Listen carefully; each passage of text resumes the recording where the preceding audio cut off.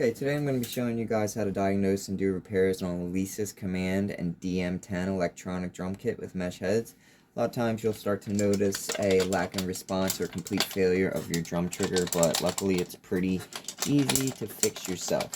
So you are going to need a couple things. You're going to need a solder and iron, a little bit of knowledge on how that works, and solder itself. Okay, so you're going to start by taking your drum apart, take out your foam protective pad. And what you're going to see in here is called a piezo disc. This is your main drum trigger right here. What you have is a brass plate with a ceramic center disc. And what happens a lot of times is that these hair thin wires just tend to break, get disconnected, or the solder joints come loose. And that's why you'll notice a lack of response or a complete failure of the drum trigger. So, how to fix that? Solder them back on. Red goes to the outside brass plate, black goes to the center ceramic disc. Okay, and I'll show you guys how to do that right now.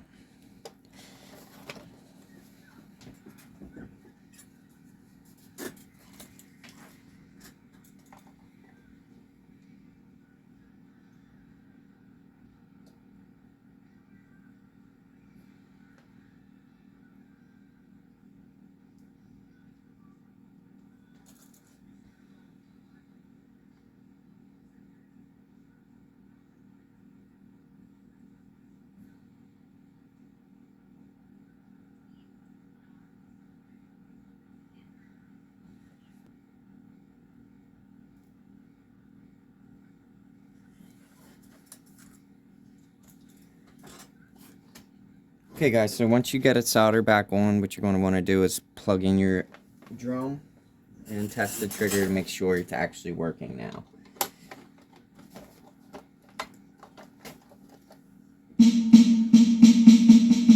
Okay, that's a very good sign.